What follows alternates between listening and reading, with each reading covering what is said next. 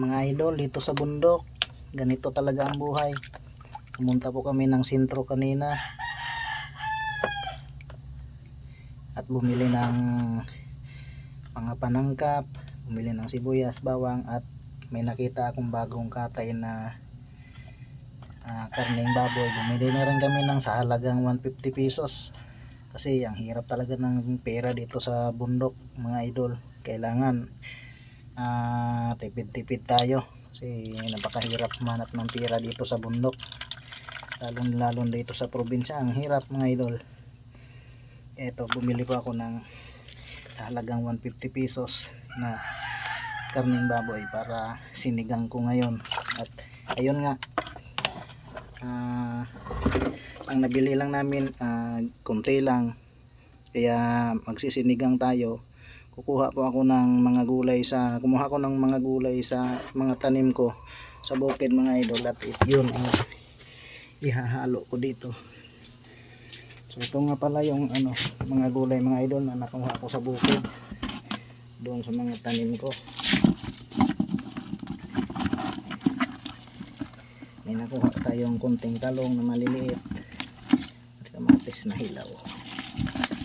Hilaw pa tong kamatis mga idol, maliliit pa, at okra, at ito kunting talong, okra, siyempre kangkong mga idol. Ito kangkong, nanguha na rin tayo ng kangkong panghalo sa sinigang. At mayroon din akong nakuha na pang asin mga idol. Siyempre sinigang na asiman bukod sa sinigang sa gabi yung gagawin ko dito mga idol para lalapot-lapot yung sabaw. At siyempre may pang asin tayo. Ito, ang tawag dito ay lubas mga idol, dito sa amin lubas, pang asin. Ayan yung mga talong. So ayan mga idol, magluluto na tayo mga idol.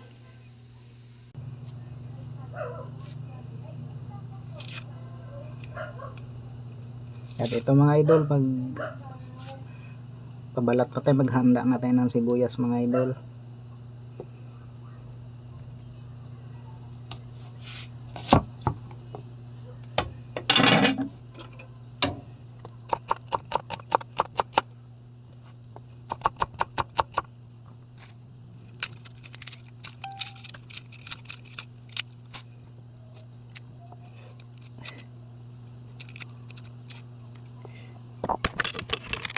Mga idol, napapaluha na ako mga idol.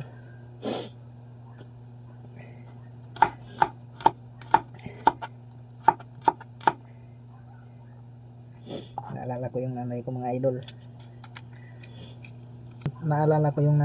idol.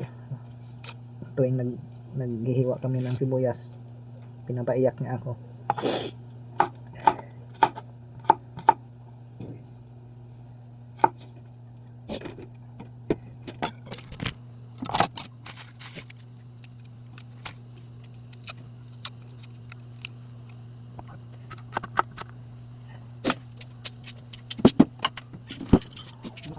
Ito na pala mga idol, may yung talong natin na nakuha doon sa mga tanim natin sa bukid.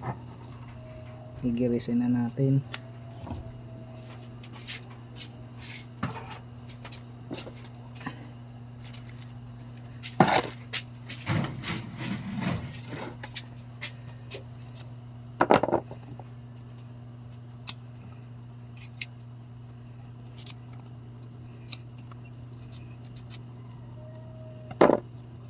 Maliliit mga idol, maliliit yung talong natin kasi organic, wala tayong ginamit na abono dito, kaya maliliit siya. Kaya hindi rin maiwasan na may uod tulad nito. Natanggalin natin yung uod.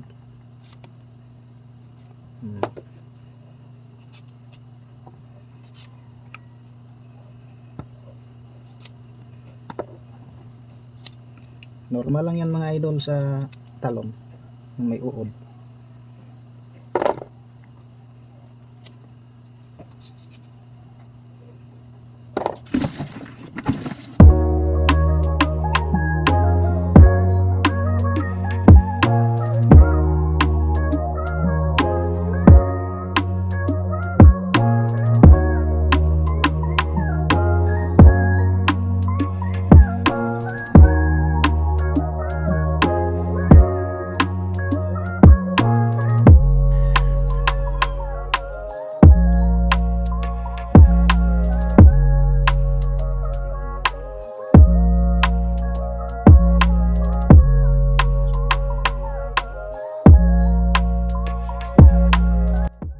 So ayan mga idol, dito pala ako magluluto sa uling. Ayan, malapit lang kumulo yung pinakulo kong tubig. A few moments later. So ayan mga idol, mainit na yung tubig. So ilagay na natin yung karne. Ilagay ko na mga idol. Pag ako kasi nagluto ng sinigang mga idol, ganito yung proseso ko. Saka dito sa bukid mga idol, hindi na kailangan na kung ano nung pangpasarap dyan na pangpaluto.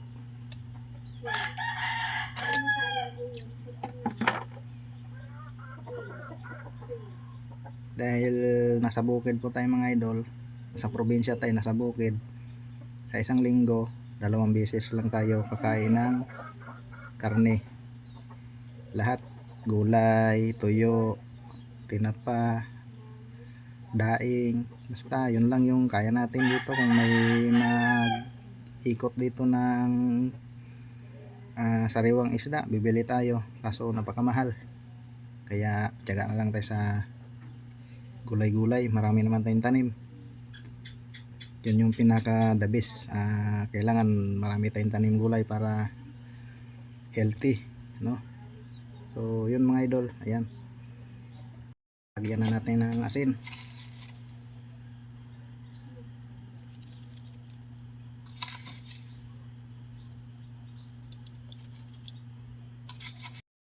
At lagyan na natin ng pangpalasa.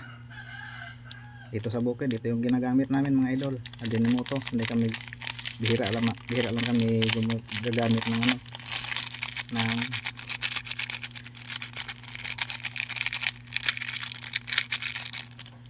hira lang kami gagamit ng magic sarap. Lagyan natin tong sinigang mix mga idol. Ito na, oh. Ubos natin yun para asin.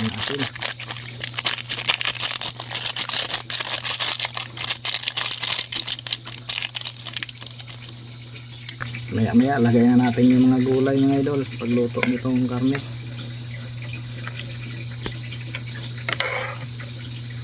Pag naluto ito mga idol, maya lagay na natin yung mga gulay. Ayan mga idol, lagay na natin yung ating pabidabidang gulay. Lagay na natin yung ating mga pabidabidang gulay. Unahin natin yung talong.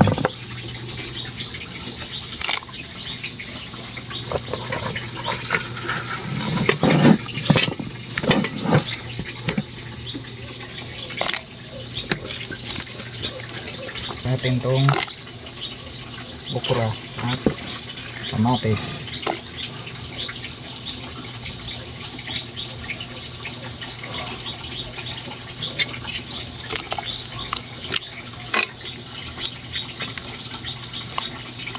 Malapot-lapot na yung sabaw mga idol. Malapot-lapot na yung sabaw.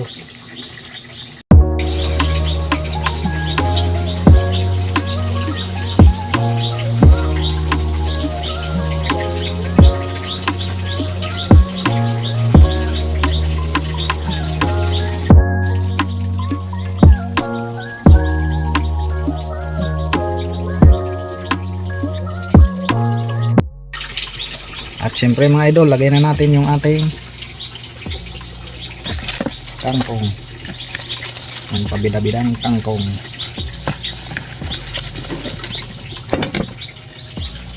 So, yan, daming gulay.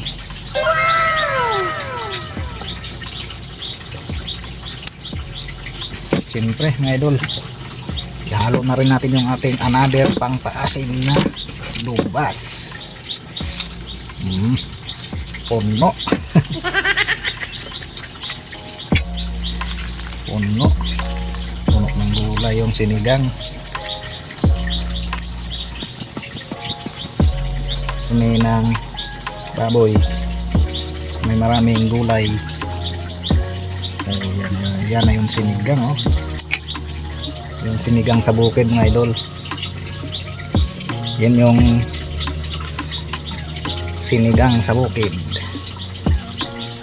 Pinobre. Pinobreng luto. Oh, di ba?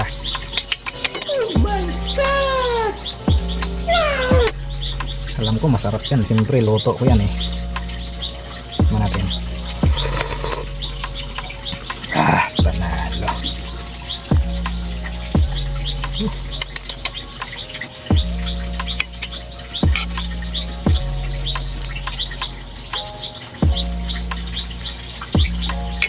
Daming gulay. Apat na klase ng gulay mga idol. Apat na klase.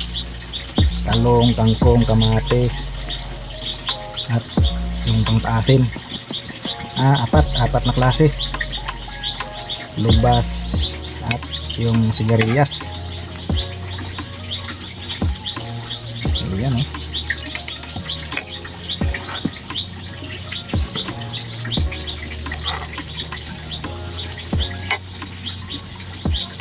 Sulit yung sinigang idol, sulit, no? Masarap lang naman dito, sabaw, kaya maraming sabaw. Kasi paborito ko yung sabaw nito, higup-higupin yung sabaw na may sili.